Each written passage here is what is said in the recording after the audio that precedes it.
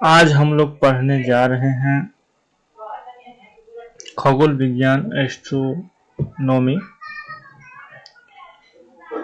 Astronomy के अंतर्गत हम पढ़ेंगे क्या?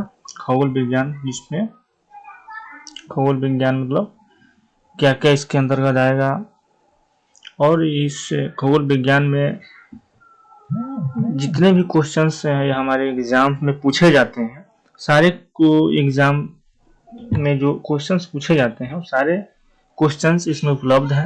अगर हम इस क्लास को कर लेते हैं, इस क्लास को आप लोग अगर कीजिएगा तो आपका सारे खगोल विज्ञान से जो भी क्वेश्चंस पूछे जाते हैं एग्जाम में, अधिकतर क्वेश्चंस पूछे जाते हैं और सारे जो है प्रॉब्लम का सॉल्व हो जाएगा। चलिए चलते हैं क्वेश्चन पे। जियोग्राफी यूनानी भाषा के दो शब्द जियो यानी कि जियो का जो हिंदी होता है वो पृथ्वी होता है, और ग्राफी मतलब वर्णन से मिलकर बना होता है, जिसका अर्थ होता है पृथ्वी का वर्णन। जियोग्राफी खगोल विज्ञान एस्ट्रोनॉमी है। खगोल विज्ञान क्या कहते हैं? इंग्लिश में हम इसको एस्ट्रोनॉमी कहते हैं। ब्रह्मांड का जो अध्ययन है वो खगोल की कहलाता है, यानी एस्ट्रोनॉमी कहलाता है। ब्रह्मांड का जो अध्ययन है वो क्या कहलाता है? एस्ट्रोनॉमी कहलाता है। ब्रह्मांड जो होता है यानी कि यूनिवर्स। ब्रह्मांड, व्हाट इज ब्रह्मांड, व्हाट इज यूनिवर्स, क्या है यूनिवर्स, कैसे हमारे ब्रह्मांड जो है कैसे कार्य करता है, कैसा दिखाई देता है, उसको हम जानेंगे।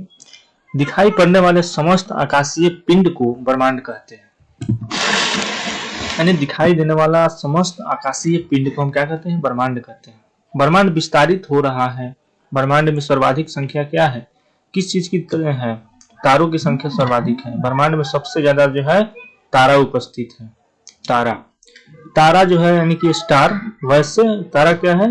एक स्टार है। वैसे आकाशीय पिंड जिसके पास अपनी उष्मा तथा प्रकाश हो उसे तारा कहते हैं। तारा का डेफिनेशन जो है एकदम सिंपल है, यानी जिसके पास अपना खुद का उष्मा और प्रकाश हो उसे हम क्या कहते हैं? तारा कहते हैं। ठीक है।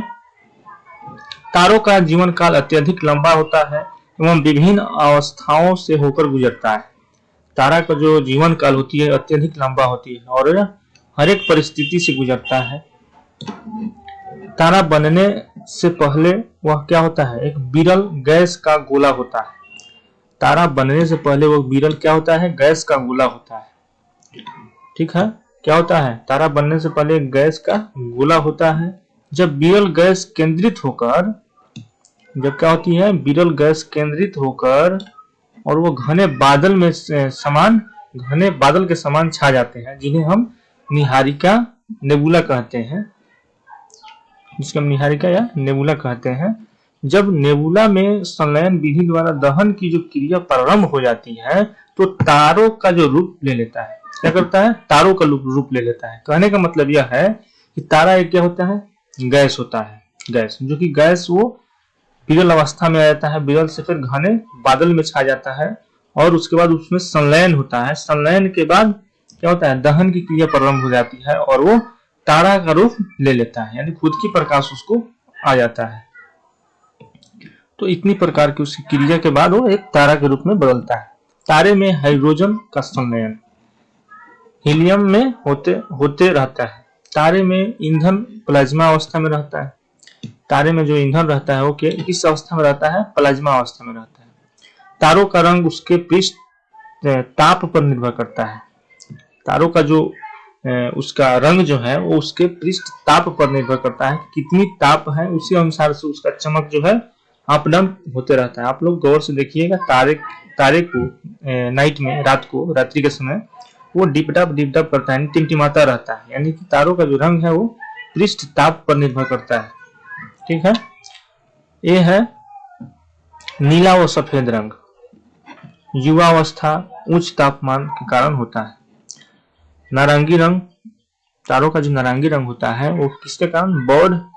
प्रौढ़ और मध्य तापमान के कारण। लाल रंग जब हो जाता है तारों का, वो यानी वृद्ध, यानी कि बूढ़ा, जिसको तारा बोलते हैं, निम्न ताप पर होता है। ठीक है। 6000 डिग्री सेल्सियस इसका तापमान रहता है। जब लाल हो जाता है तो 6000 डिग्री सेल्सियस इसका क्या रहता है? 6000 डिग्री सेल्सियस का तापमान रहता है।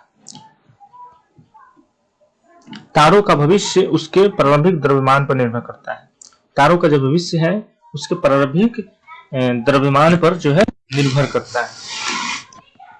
लाल दानव क्या है? लाल दानव रक्त यानी कि लाल दानव क्या है? रेड जेंट क्या है? Red giant. जब तारा सूर्य का ईंधन जब तारा जो है सूर्य का ईंधन समाप्त होने लगता है तो वह लाल दानव का रूप ले लेता है और लाल दानव का आकार बड़ा होने लगता है। लाल दानव का जो आकार है बड़ा होने लगता है। यदि लाल दानव का द्रव्यमान सूर्य के द्रव्यमान से 1.44 गुना हो, मतलब गुना से छोटा है, तो वह श्वेत वामन बनेगा। क्या बनता है? श्वेत वामन बनता है। ठीक है, श्वेत वामन आखिर है क्या? इसको देखते हैं। व्हाइट ड्वार्फ, जिसे जीवाश्म तारा भी कहते हैं। श्वेत वामन क्या है? इसे हम जीवाश्म तारा भी कहते हैं। छोटा तारा अंतिम रूप से श्वेत वामन अवस्था में ही चमकता है। काला वामन क्या है? यानी कि ब्लैक ड्वार्फ क्या है? श्वेत वामन जब चमकना छोड़ देता है तो वह काला वामन का रूप ले लेता है। उस प्रकार छोटे तारों का अंत हो जाता है। इस प्रकार से क्या हो जाता है? छोटे तारों का क्या हो जाता है? अंत हो जाता है। देखते हैं अगला। इसका डायग्राम जो है इस प्रकार से है, आप देख सकते हैं कैसे कैसे उसमें कार्य करता है। इसका डायग्राम है। यह है विरल अवस्था। विरल के बाद क्या होता है? निहारिका में जाता है। निहारिका से किस में जाता है? तारा में। तारा जो है संलयन और प्लाज्मा अवस्था में बदल जाता है। उसके बाद क्या? लाल दानव का रूप ले लेता है और यह 1.44 गुने क्या होता है? यानी कि सूर्य के बराबर होता है। श्वेत वामन हो जाता है। उसके बाद काला वामन होता है। लाल दानव का अभिनव तारा। उसके बाद न्यूट्रॉन का निर्माण होता है। न्यूट्रॉन में पल्सर का निर्माण होता है। कैवर्सर का निर्माण होता है। ब्लैक होल हो जाता है। उसके बाद 1.44 गुने सन का। उस प्रकार से उसकी डायग्राम है। केस 2 है क्या? यदि लाल दानव का द्रव्यमान सूर्य के द्रव्यमान के 1.4 गुना से बड़ा है तो वह क्या हो जाता है? अभिनव तारा का रूप ले लेता है। क्या ले लेता है? अभिनव तारा का रूप ले लेता है। अभिनव तारा आखिर क्या है? इसको देखते हैं। सुपरनोवा। इसमें कार्बन जैसे हल्के पदार्थ जैसे भारी पदार्थ में परिवर्तित होने लगता है, जिस कारण से विस्फोटक करने लगते हैं। अतः इसे विस्फोटक तारा भी कहते हैं। यानी अभिनव तारा क्या है? एक विस्फोटक तारा है। और यह है, आप लोग सुने होंगे कि छोटा छोटा तारा जो है बड़ा क्या होता है? वो ब्लास्ट करता है। यानी कि तारों से टकरा कर क्या होता है? ब्लास्ट करता है।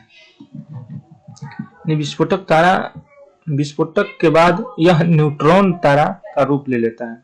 विस्फोटक के बाद क्या होता है? न्यूट्रॉन तारा का रूप ले लेता है। न्यूट्रॉन तारा आखिर क्या है? इसके बारे में हम जानते हैं। व्हाट इज न्यूट्रॉन तारा? इसके बारे में देखते हैं। न्यूट्रॉन तारा विस्फोटक के बाद बनता है। न्यूट्रॉन तारा जो है वह विस्फोटक के बाद न्यूट्रॉन तारा का निर्माण होता है। इसका घनत्व उच्च होता है और इसका जो आकार होता है छोटा होता है।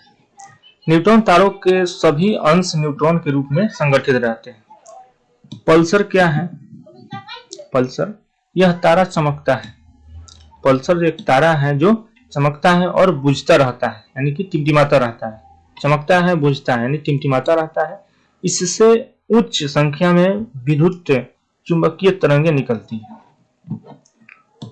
विद्युत चुंबकीय तरंगे निकलती हैं। यह तीव्र रेडियो तरंग उत्सर्जित करता है। यह क्या करता है? तीव्र रेडियो तरंग को उत्सर्जित करता है। क्वेसर क्या है?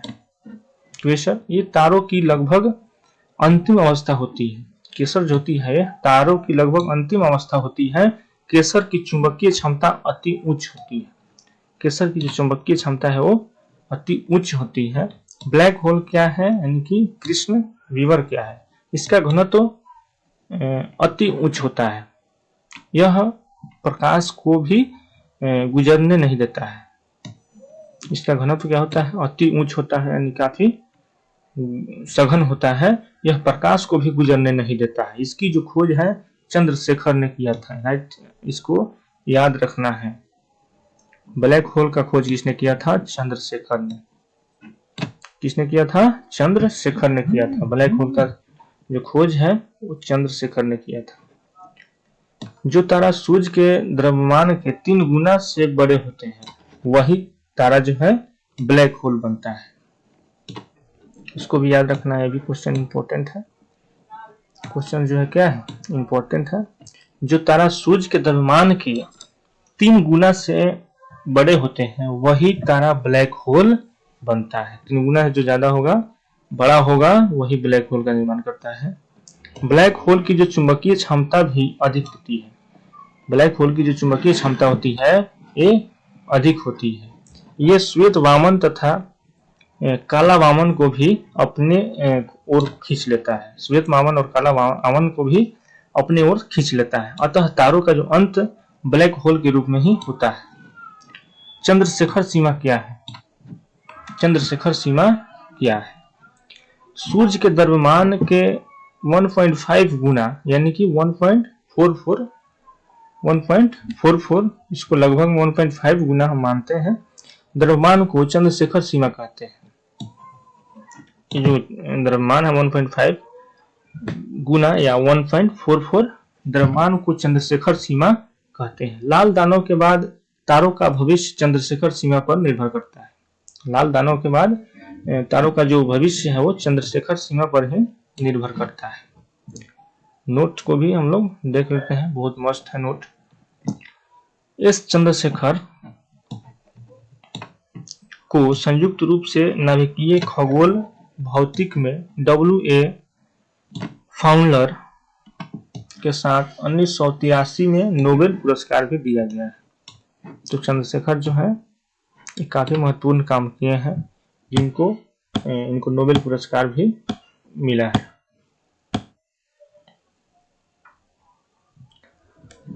लाल दानव का आकार बहुत ही बड़ा होता है। लाल दानव की जो आकार होती है क्या होती है? बहुत ही बड़ा होता है। सूर्य जब लाल दानव का रूप ले लेता है, जो सूर्य है वो लाल दानव का जब रूप ले लेता है तो क्या होती है? वह अपने समीप के 4 ग्रहों को जला देगा। इतना मतलब कि वह ज्वलनशील हो जाता है। सूर्य जब लाल दानव का रूप ले लेता है तो समझिए उसके अगल बगल के 4 ग्रहों को जला देगा। इतना उसमें क्या होती है? उसमें ज्वलनशीलता होती है। सूर्य में इतनी ज्वलनशीलता होती है कि अगर लाल दानव का रूप अगर ले ले सूर्य तो 4 ग्रह, अगल बगल के 4 ग्रह जिसमें पृथ्वी भी शामिल है, 4 ग्रह उसके अगल बगल में, तो सबको क्या कर देगा? जलाकर राख कर देगा। यानी कि इस ग्रह पर कोई भी व्यक्ति, कोई भी एक चींटी भी नहीं बचेगा। व्हाइट होल क्या है? व्हाइट होल के बारे में जानते हैं। यह एक परिकल्पना है जिससे यह मान लिया जाता है कि सभी प्रकार एक ही बिंदु से आ रहे हैं। आकाशीय पिंड क्या है? गैलेक्सी क्या है? What is Galaxy? What is आकाशीय पिंड? ब्रह्मांड में तारों के असंख्य समूह को हम गैलेक्सी कहते हैं। यानी कि आम भाषा में क्या है? ब्रह्मांड में जितना भी तरंगन है, तारा है, वो सभी को एक समूह गुट कर दे यानी गैलेक्सी कहलाता है। आकाशीय गंगा कहलाता है। आकाश गंगा कहते हैं। यानी एक साथ तारों का समूह क्या कहलाता है? आकाश गंगा कहलाता है। आकाश गंगा का आकार सर्पिलाकार होता है। क्या होता है? सर्पिलाकार होता है। तारे इस सर्पिलाकार भुजा के किनारे पाया जाता है और तारा जो है इस सर्पिलाकार भुजा के जो है किनारों पाए जाते हैं। जैसे जैसे तारे की आयु बढ़ती जाती है वह आकाश गंगा के मध्य में जाने लगते हैं। आकाश गंगा के मध्य भाग को हम क्या कहते हैं? बल्ज कहते हैं। मध्य भाग को हम बल्ज कहते हैं। बल्ज ब्लैक होल पाए जाते हैं। बल्ज में क्या होते हैं? ब्लैक होल पाए जाते हैं। बल्ज में तारों की संख्या अधिक होती है और बल्ज में क्या होती है? तारों की संख्या अधिक होती है। आकाश गंगा का निर्माण आज से 12 मिलियन वर्ष पूर्व हुआ था। आकाश गंगा का निर्माण जो है 12 बिलियन वर्ष पूर्व हुआ था। यानी 12 मल्टीप्लाई 10 के पावर 8। ब्रह्मांड में लगभग 100 अरब आकाश गंगा है और प्रत्येक आकाश गंगा में लगभग 100 अरब तारे हैं। आप अंदाजा लगा सकते हैं कि कितना जो है विशाल है।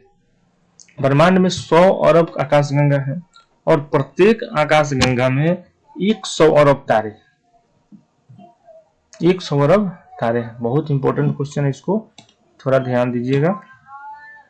अगला नंबर है, हर्शेल ने 1805 में बताया कि पृथ्वी जो है वो सूर्य एवं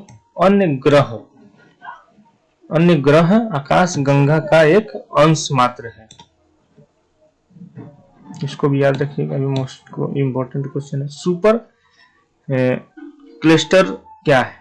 सुपर क्लस्टर 3 आकाश गंगाओं के समूह को हम सुपर क्लस्टर कहते हैं। 3 आकाश गंगा को मिलाते हैं तो ये सुपर क्लस्टर का निर्माण करता है।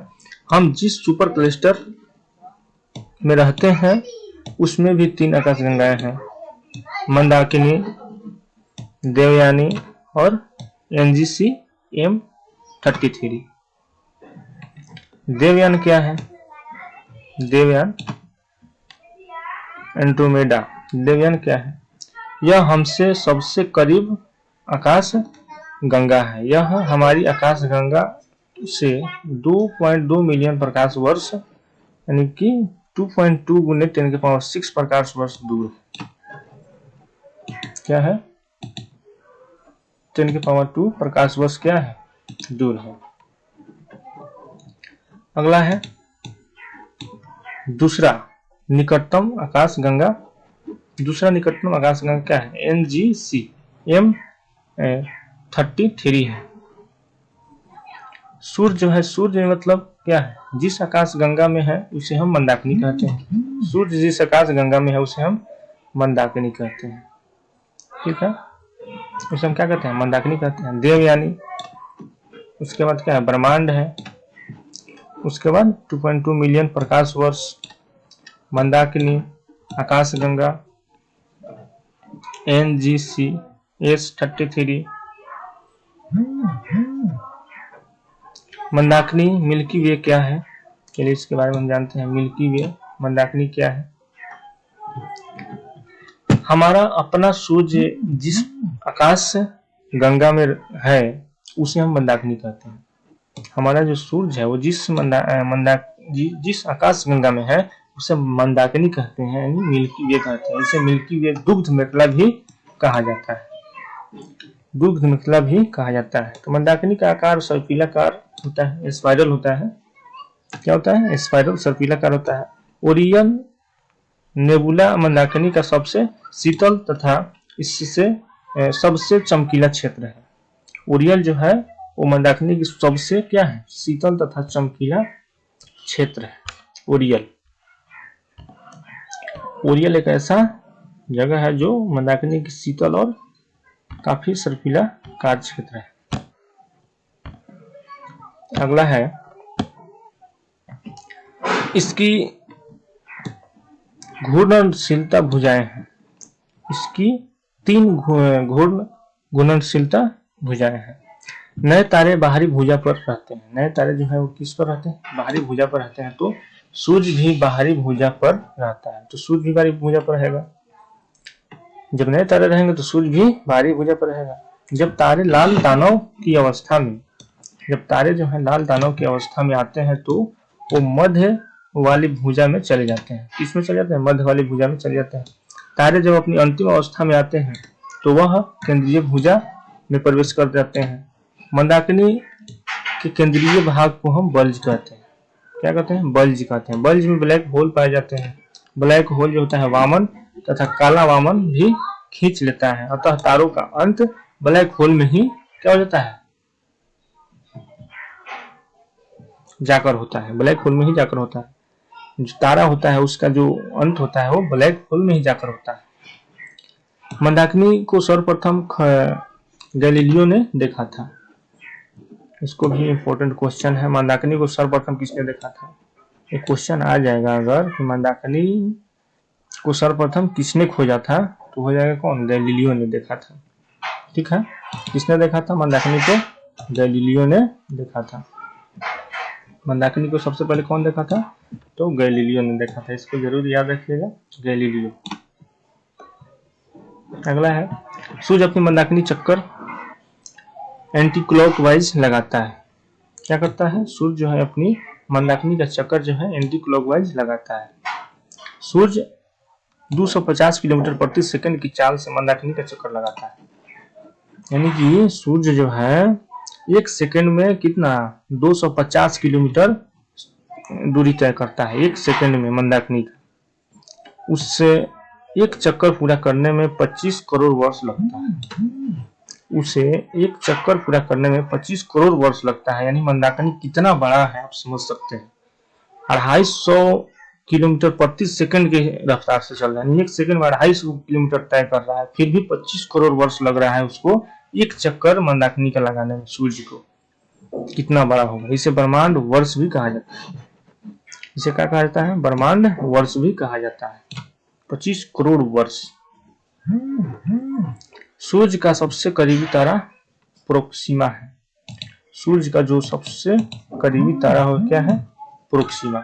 इसको जरूर याद रखना है। सूर्य का जो सबसे करीबी तारा हो क्या है? प्रोक्सिमा है। क्या है? तो प्रोक्सिमा है। तारामंडल ग्रुप ऑफ स्टार क्या है? तारामंडल ग्रुप ऑफ स्टार क्या है? यानी कि सूर्य से दूरी पर स्थित तारों के समूह के कारण बनने वाली जो विशेष आकृति को हम तारामंडल कहते हैं। इसकी जो संख्या होती है वर्तमान में 88 है। तारामंडल की जो है वर्तमान में इसकी संख्या कितनी है? तारामंडल की वर्तमान में कितनी संख्या है? 88 संख्या है। कितनी संख्या है?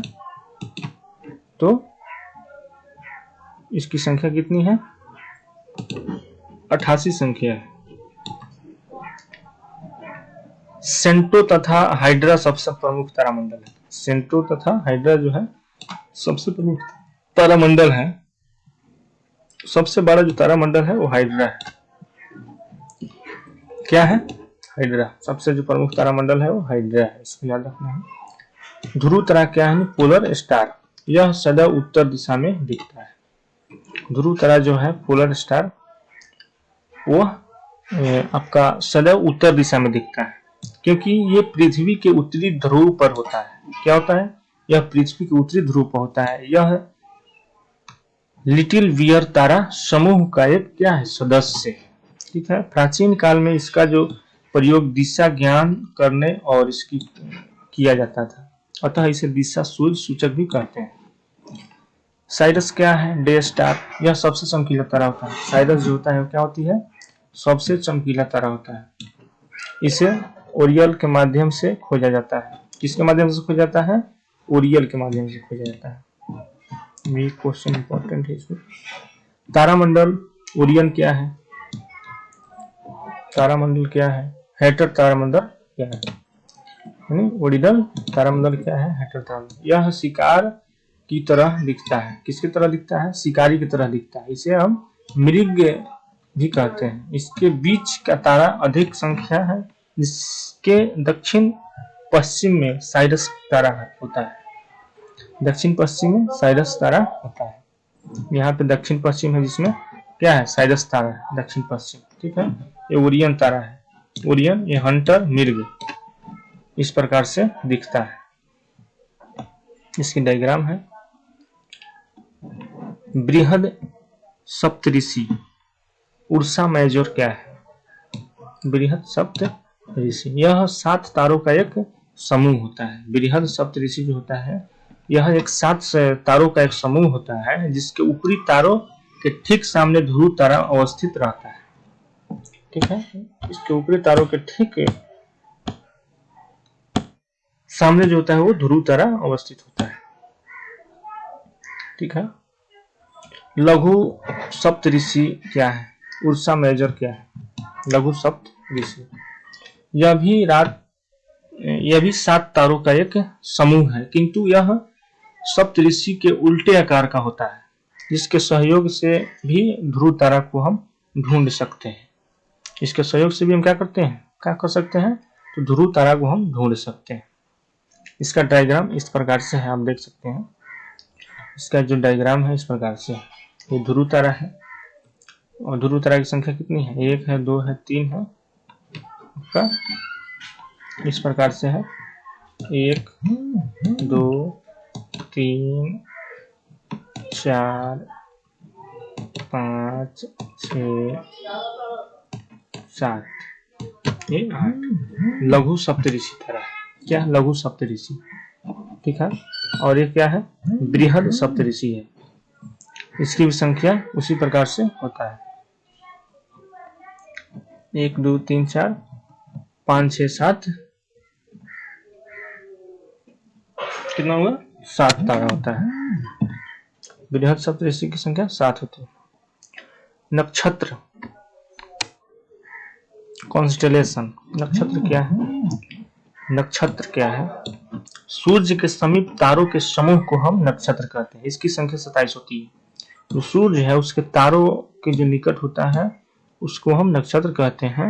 इसकी संख्या कितनी होती है? 27। नक्षत्रों की संख्या 27 होती है। 27 नक्षत्र हैं हमारे इससे ब्रह्मांड में। भारतीय मनुष्यों ने एक 28वें नक्षत्र अभिजित की भी परिकल्पना की। सूर्य एक महीने में 2.25 नक्षत्र को पार करता है। सूर्य जो है वो एक महीने में लगभग 2.25 नक्षत्र को क्या करता है? पार करता है एक महीने में। तो एक साल का आप निकाल सकते हैं। भारतीय ज्योतिष पर इसका प्रभाव देखा जाता है और इसकी नक्षत्र की जो प्रभाव है भारतीय ज्योतिष पर देखा जाता है इसी प्रभाव को। ठीक है।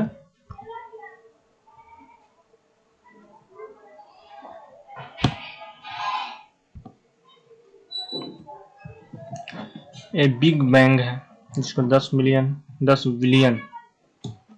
Big bang 10 billion. ये क्या है? कण है, स्पेस टाइम। ये क्या है? तारा है। ये आकाश गंगा है। यानी कि सिंबल है जिस सिंबल से दर्शाया जाता है कि बिग बैंग की सिंबल है। एक कण है, स्पेस है, टाइम है। कण, इतना कण जो है, इस प्रकार से कण हमारे इस ब्रह्मांड में है। इस प्रकार से बिग बैंग है 10 बिलियन के लगभग। इस प्रकार से तारा है दिखाई जो देते हैं, तारा दिखाई देते हैं इस प्रकार से। इस प्रकार से कण दिखाई देते हैं, लेकिन हमको दिखाई नहीं देता है क्योंकि नग्न होता है। कण काफी बड़ा बड़ा होता है फिर भी दिखाई देता है, लेकिन तारा है काफी चमकीला होता है। इस प्रकार से हम देख पाते हैं उसको। आकाश गंगा इस प्रकार से होता है, ये सिंबल है, इस प्रकार से दिखाई देता है। ये जो है हमारा त्रिभुज के आकार की है। ये क्या है? लेस्टर है। क्या है? लेस्टर है। ये है ब्रह्मांड जिसमें सारे उपस्थित हैं। ये क्या है? ब्रह्मांड है जिसमें सब उपस्थित है। जो सृष्टि का जो है इसमें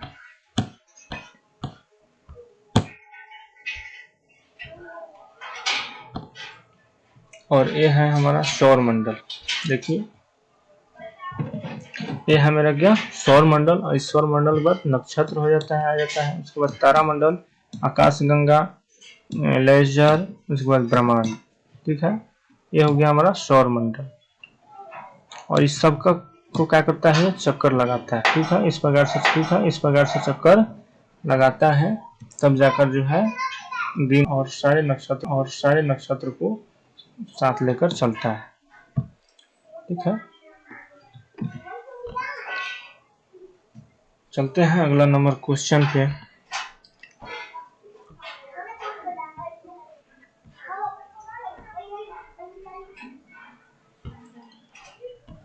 क्वेश्चन नंबर है सौर मंडल के समीप संबंधित सिद्धांत। सूर्य तथा उसके आसपास के नक्षत्र सौर मंडल कहा जाता है।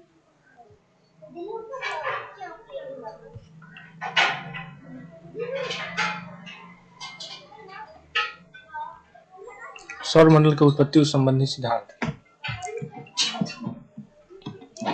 तो सौर मंडल के उत्पत्ति संबंधी सिद्धांत, सूर्य तथा उसके आसपास के क्षेत्र को सौर मंडल कहते हैं। ठीक है। इसके संपत्ति संबंधी कई सिद्धांत प्रचलित है। मोनो स्टार एक तारा सिद्धांत। इस सिद्धांत के अनुसार सौर मंडल का निर्माण सूर्य के ही टुकड़ों से हुआ।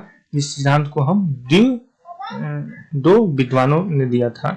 एक है गैसीय सिद्धांत, गैसीय, इसे हम कांट महोदय ने दिया था। किसने दिया था? कांट महोदय ने। इसको जरूर याद रखना है कि फर्स्ट सिद्धांत जो है कैसीय सिद्धांत है, इसको कांट महोदय ने दिया था। इसके अनुसार सूर्य के घूर्णन गति के कारण सूर्य के बाहरी परत अलग हो गया तथा ठंडा होकर ग्रहों का निर्माण कर दिया।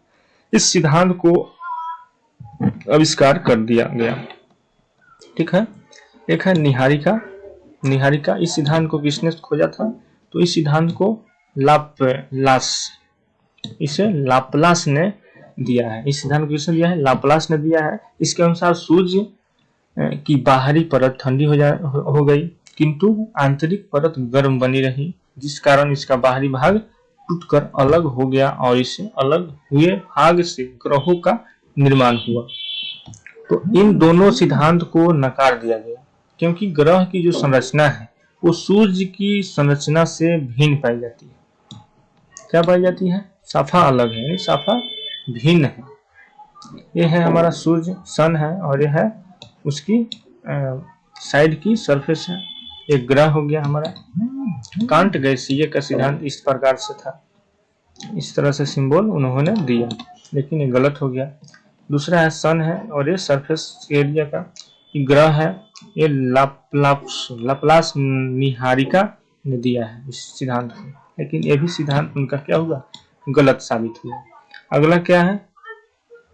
Dual star theory. Dual star theory क्या है? इस सिद्धांत के अनुसार सौर मंडल का निर्माण दो तारों से हुआ है। और इस सिद्धांत के अनुसार सौर मंडल का जो है निर्माण दो तारों से हुआ है। इस सिद्धांत को दो विद्वानों ने दिया था। विद्वान नंबर 1 है चैम्बरलिन। इन्होंने क्या कहा था? इसके अनुसार, इन चैम्बरलिन के अनुसार सूर्य के समीप एक विशाल तारा था जिसके गुरुत्वाकर्षण के कारण सूर्य का ऊपरी भाग टूट गया और ऊपरी भाग अलग हो गया, जिससे सौर मंडल का निर्माण हुआ। लेकिन इनका भी बात सही नहीं निकला। उसके बाद जेम्स ने आए, जीन्स, इन्होंने भी अपना जवाब दिया कि मतलब किस तरह से इनका निर्माण हुआ। अब इनके अनुसार सुनते हैं, सूर्य के समीप एक बहुत बड़ा तारा था जिसका गुरुत्वाकर्षण के कारण सूर्य के ऊपरी भाग को अलग कर दिया। जब यह तारा सूर्य के समीप आया तो उसके बहुत बड़े भाग को सूर्य से अलग कर दिया गया, जिससे बड़े ग्रहों का निर्माण हुआ। यानी तो इन दोनों ही सिद्धांत को नकार दिया गया और इन लोगों का भी सिद्धांत जो है कोई सक्सेसफुल नहीं रहा। यानी कि ऐसा मतलब नहीं लगा कि यह सिद्धांत चल सकता है, इसलिए इस सिद्धांत को भी कैंसिल कर दिया गया। क्योंकि ग्रहों की जो संरचना है वो सूर्य के बिल्कुल भिन्न है, यानी कि थोड़ा भी नहीं मिलता है, तो भाई इसको तो लागू नहीं करेगा। तो ये सन है, इसकी जो डायग्राम जो है बनाया गया है इस प्रकार से, ये सन है और इसके आसपास में जो है तारा है। ठीक है। चैम्बरसिन ने दिया था इस सिद्धांत को, चैम्बरसिन। ये सन है और इसमें ग्रीह, उसके बाद तारा, ये जीन्स ने दिया था। लेकिन इन दोनों का जो डिफिनीशन है वो क्या हो गया? गलत साबित हुआ। उसके बाद देखते हैं उसके बाद कौन से विद्वान आते हैं जिनका बात जो है अब इसमें लागू होता है। देखते हैं।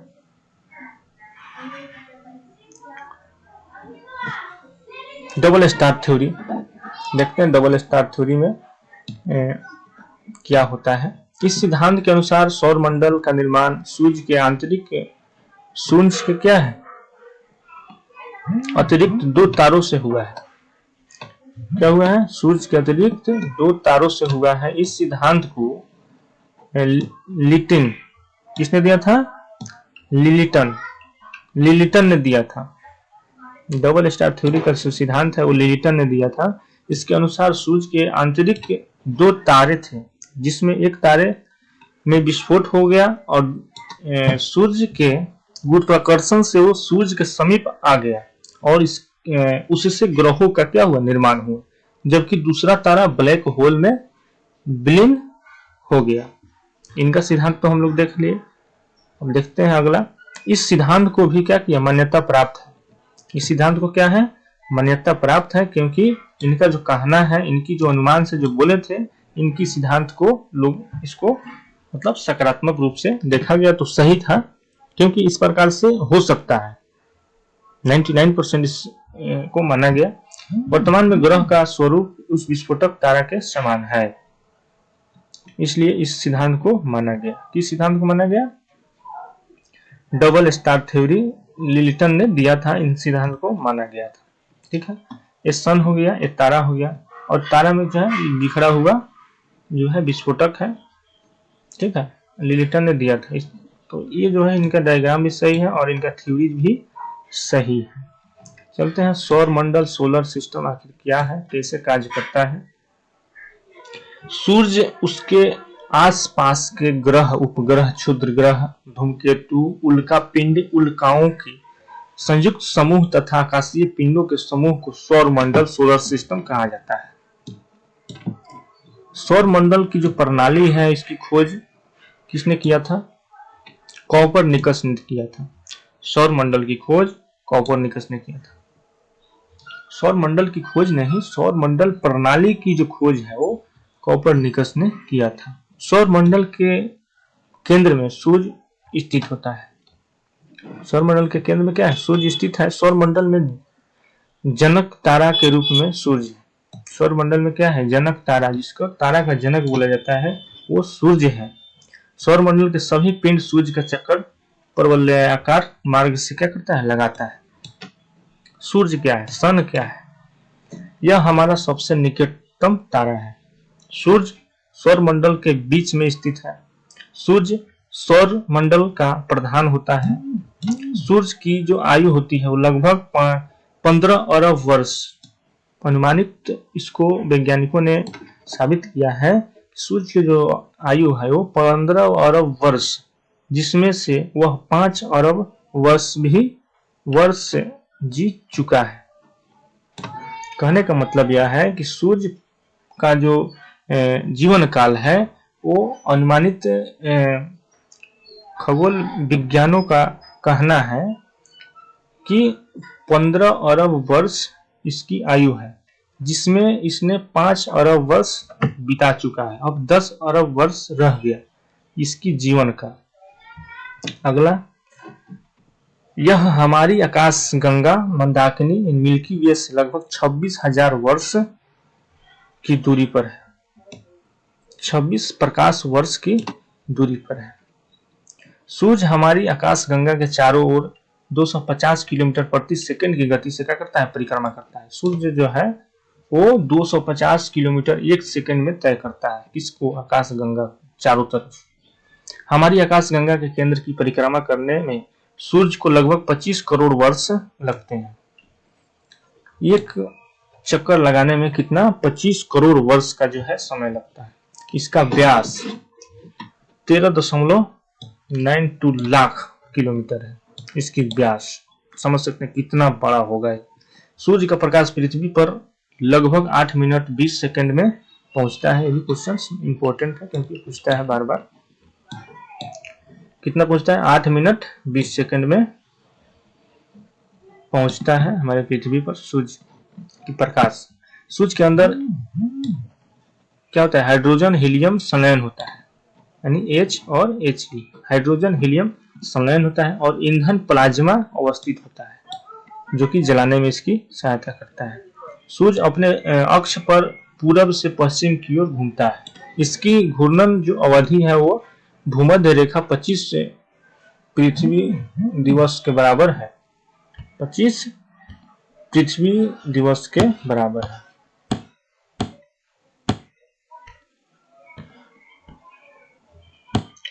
अगला है,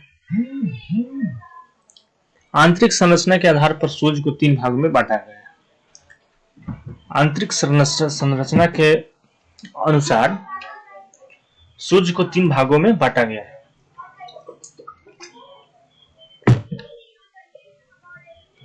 नंबर 1 है कोर। यह सूर्य के मध्य भाग है। इसका तापमान लगभग 15 मिलियन सी है, यानी कि 15 मिलियन लाख है। इसी में हीलियम हाइड्रोजन में संलयन होना यह प्लाज्मा अवस्था है। यही पर नाभिकीय संलयन की जो अभिक्रिया है वो होती है, जिसके अपार ऊर्जा निकलता है।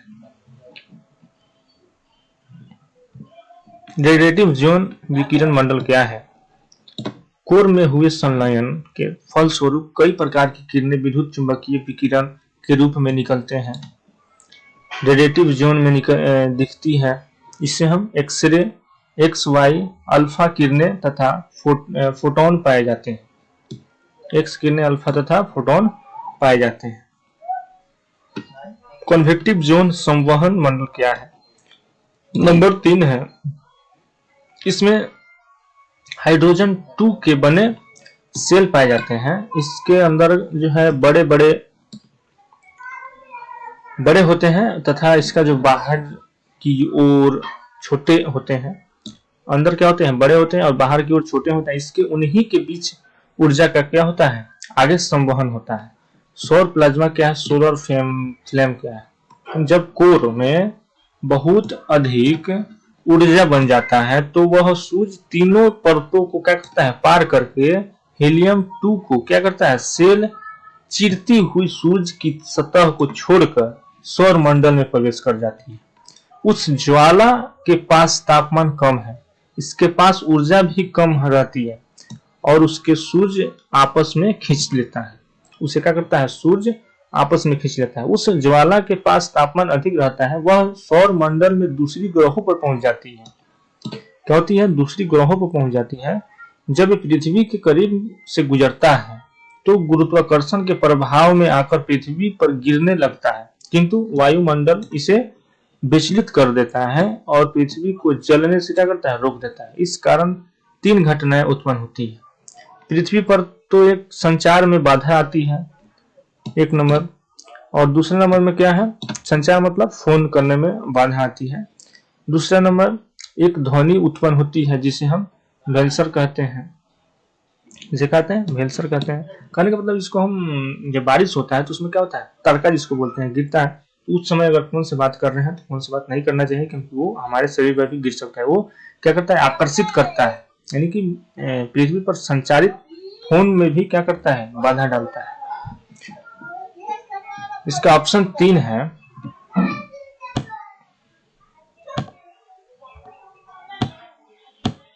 ऑप्शन 3 क्या है?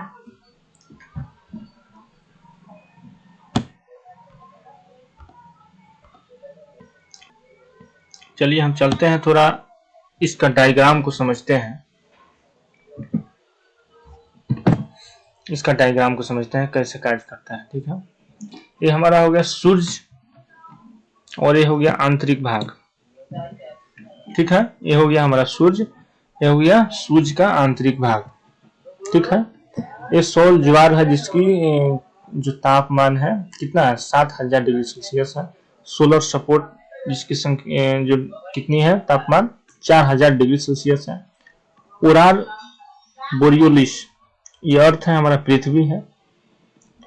ये क्या? ओरार ऑस्ट्रेलिस। कोर मिलियन 15 मिलियन है। संलयन हीलियम जब हाइड्रोजन में टूटता है तो रेडियो एक्टिव एक्स किरणें और वाई किरणें, अल्फा किरणें, एक्स किरणें, फोटोन, ये सब क्या होता है? विखंडित होता है। ठीक है, और जब प्रलय होता है तो सौर ज्वार जो है उत्पन्न होता है। इस प्रकार से सौर ज्वार जो है उत्पन्न होता है। ठीक है, चलते हैं, अगला क्वेश्चन है आपके सामने। 3 कारण 3 था, तो तीसरा कारण को हम जानते हैं। तीसरा कारण आखिर क्या है? तीसरा देखते हैं, तीसरा कारण क्या है?